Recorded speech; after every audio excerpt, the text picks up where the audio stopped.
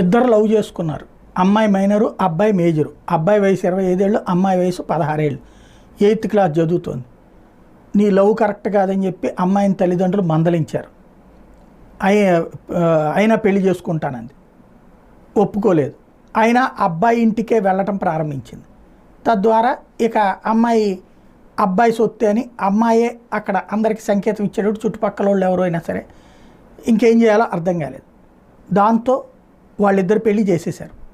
అంతవరకు బాగానే ఉంది. వాస్తవంగా అమ్మాయి మైనర్ అయినప్పుడు పెళ్లి చేయకూడదు. అమ్మాయి ఇష్టపడి అబ్బాయి దగ్గరికి వెళ్తే అబ్బాయి మీద ఫోక్సో కేసు పెట్టచ్చు.